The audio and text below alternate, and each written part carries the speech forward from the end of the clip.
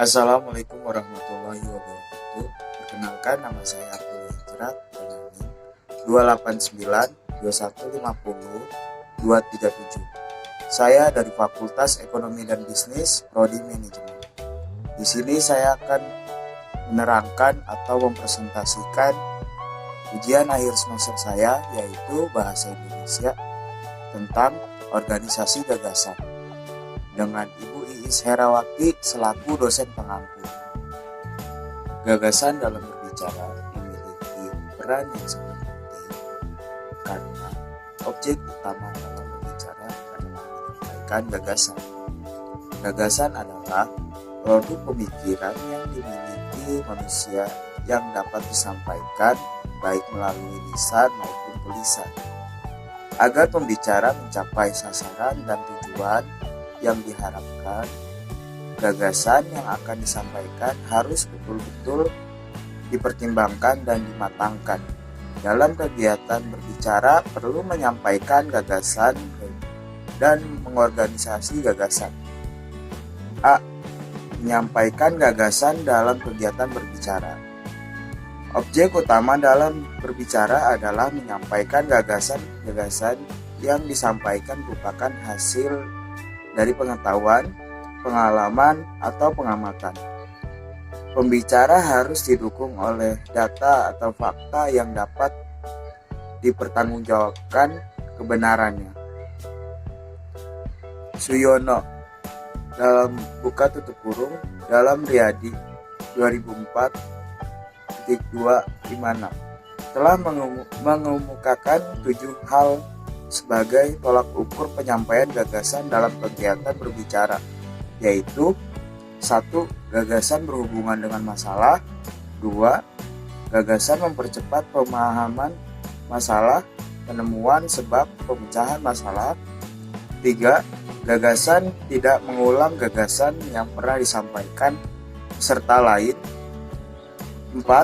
Gagasan didukung faktor, contoh, ilustrasi, perbandingan, atau kesaksian. 5. Bahasa untuk menyampaikan gagasan menggunakan kata dan kalimat yang tepat. 6. Gerak, mimik, nada suara, tekanan, dan intonasi yang digunakan dapat memperjelas gagasan yang disampaikan. 7. Gagasan dikemukakan dengan sopan dan tidak emosional. B. Mengorganisasikan gagasan dalam keterampilan berbicara. Proses ini penting dilakukan agar gagasan yang dikemukakan runtut dan lengkap sehingga mudah dipahami oleh pendengar.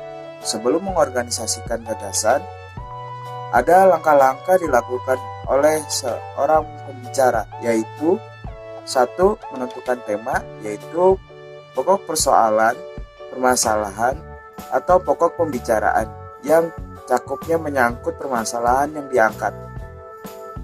2. Mengumpulkan bahan. 3. Menyeleksi bahan, perlu dipilih bahan-bahan yang sesuai dengan tema pembahasan. Dan 4. Mengorganisasikan gagasan, menguraikan tiap topik atau masalah menjadi beberapa bahasan yang lebih fokus dan terukur. Ada beberapa tahapan dalam menyusun organisasi gagasan, yaitu 1. Mencatat gagasan. 2.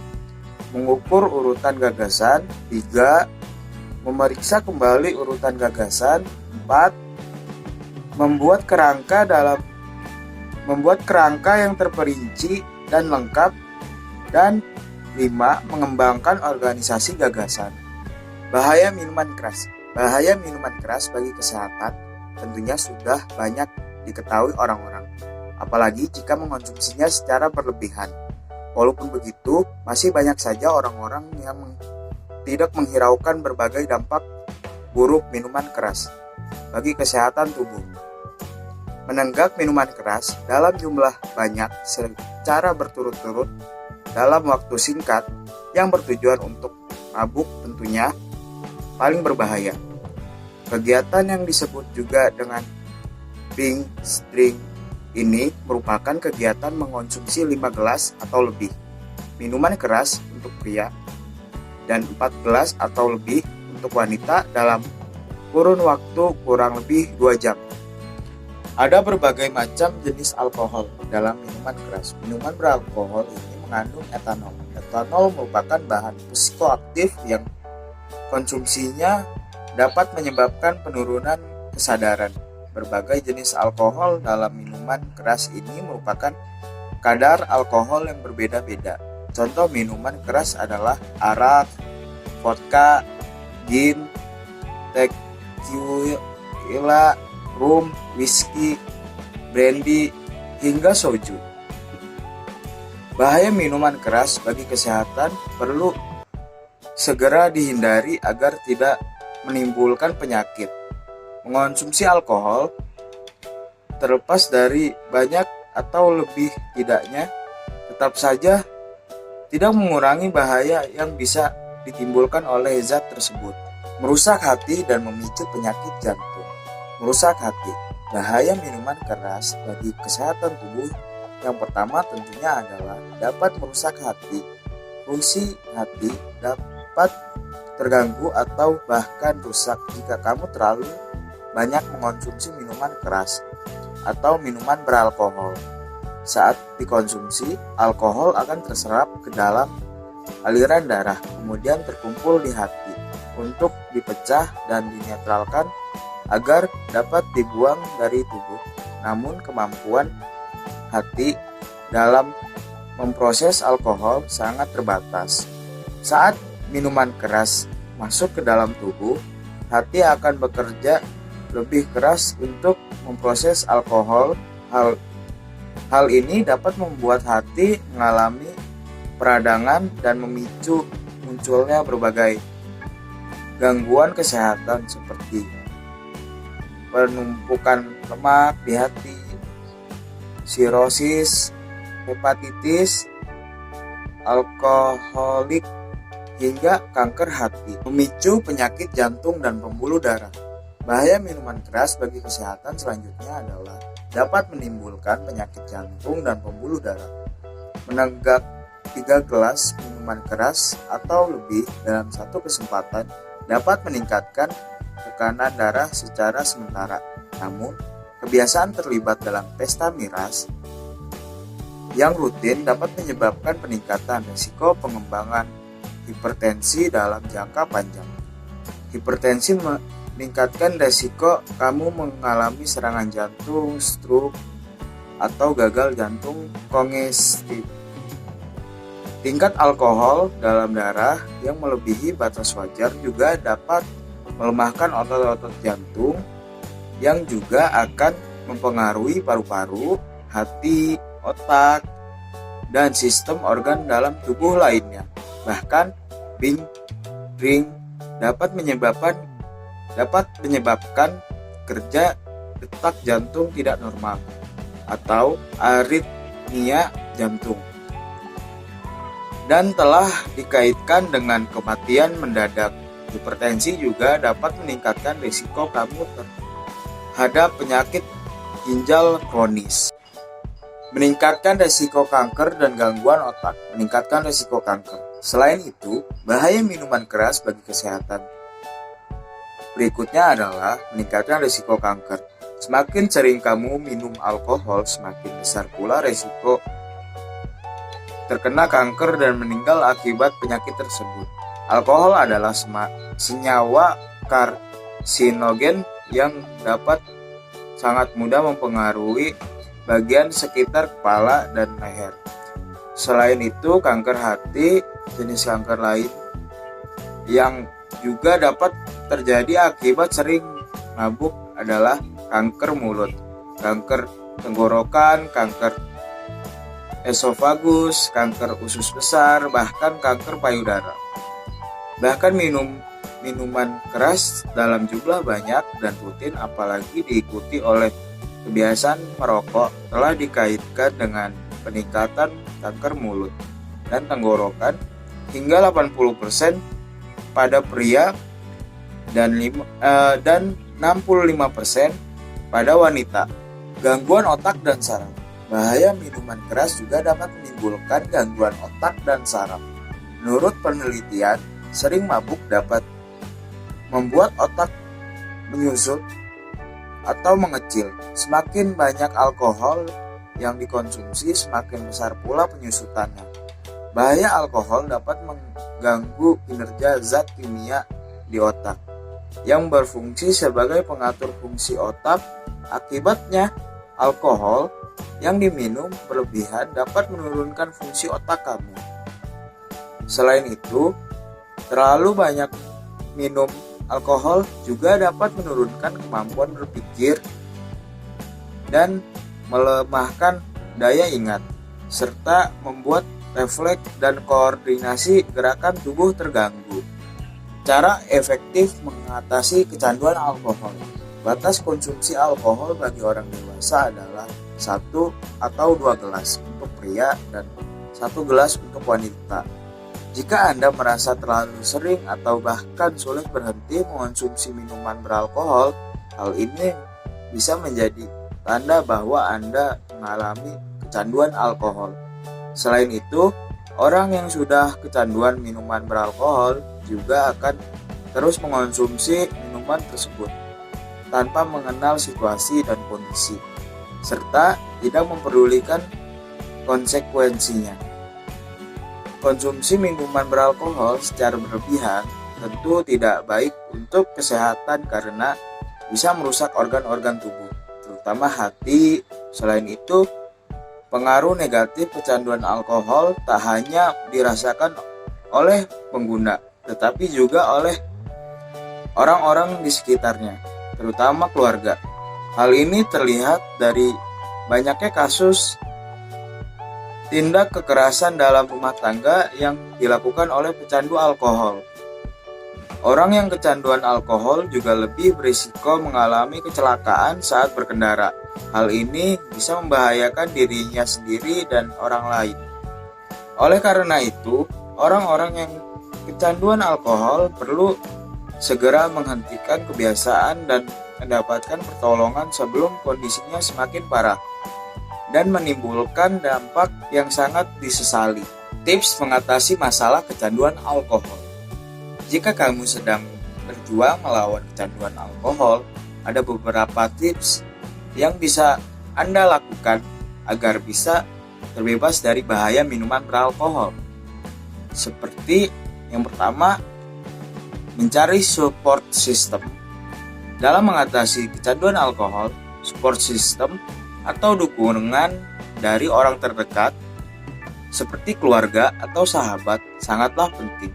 Selain itu, Anda juga perlu menjauhkan diri dari lingkaran sosial yang dapat menarik Anda kembali minuman beralkohol. Menerapkan pola hidup sehat. Selain mencari support system, kebiasaan hidup yang buruk pun harus diubah. Anda dapat menerapkan pola hidup sehat dengan mengonsumsi makanan bergizi, rutin berolahraga, mengelola stres, dan menerapkan pola tidur yang baik. Kebiasaan ini akan memudahkan Anda mengatasi kecanduan alkohol. Jika selama ini Anda terlalu sering meminum atau minum minuman yang beralkohol, cobalah untuk menggantinya dengan minuman yang lebih sehat, misalnya seperti air putih, infus water, jus buah segar, atau teh. Melakukan kegiatan positif untuk mengatasi keinginan mengonsumsi minuman beralkohol. Anda dapat mengalihkannya dengan melakukan kegiatan positif. Lakukan hobi atau aktivitas yang Anda sukai, seperti berkebun, memancing, atau membaca buku. Selain itu, ketika merasa stres dan ingin meminum minuman beralkohol, coba tangani pikiran Anda dengan melakukan olahraga, meditasi, atau yoga. Cara-cara tersebut efektif untuk meredakan stres dan kecemasan.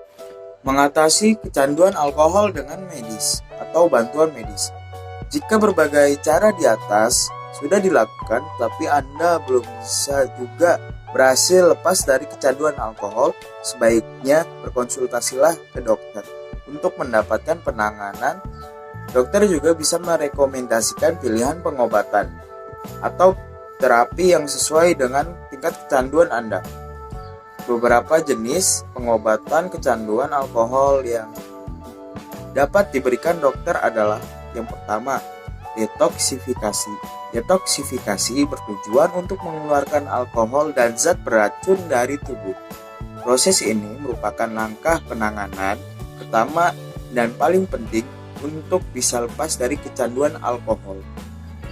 Terapi detoksifikasi alkohol biasanya membutuhkan waktu sekitar 5-7 hari dan bisa dilakukan di rumah sakit, ketergantungan obat, atau RSKO. Dalam proses detoksifikasi, Anda akan merasakan gejala seperti gemetar, kebingungan, halusinasi, kejang. Namun hal ini dapat dicegah dengan pemberian obat-obatan tertentu. Yang kedua, konseling dan terapi perilaku. Program ini dapat membantu Anda mempelajari atas mengatasi dorongan untuk kembali minum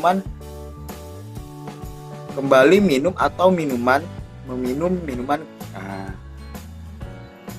Yang selanjutnya, konseling dan terapi perilaku. Program ini dapat membantu Anda mempelajari cara mengatasi dorongan untuk kembali minum. Ada beberapa jenis terapi perilaku yang bisa membantu Anda mengatasi kecanduan alkohol seperti atau diantaranya terapi perilaku kognitif untuk mengidentifikasi pemicu kecanduan alkohol dan mengajarkan cara untuk mengatasinya. Terapi peningkatan motivasi untuk membangun dan memperkuat motivasi sehingga dapat mengubah perilaku kecanduan alkohol. Konseling pernikahan dan keluarga untuk memperbaiki kemungkinan adanya masalah dalam keluarga atau dengan pasangan yang menjadi penyebab kecanduan alkohol. Obat-obatan. Ada beberapa obat medis yang dapat digunakan untuk mengatasi kecanduan alkohol. Antara lain 1. Disulfiram atau disulfiram. Jenis obat ini dapat memberikan efek rasa sakit pada tubuh saat mengonsumsi minuman beralkohol, sehingga menurunkan keinginan untuk meminum minuman tersebut. Yang kedua, Oxyproset. Obat yang bekerja dengan menyeimbangkan kimia tertentu di otak sehingga mampu menahan keinginan untuk mengonsumsi minuman beralkohol. Yang ketiga, naltrexone untuk menghalangi munculnya efek senang atau nyaman yang ditimbulkan oleh alkohol. Cukup sekian, terima kasih. Mohon maaf jika ada kesalahan, salah kata atau salah cara penyampaian saya. Saya akhiri. Billahi taufiq wal hidayah. Wassalamualaikum warahmatullahi wabarakatuh.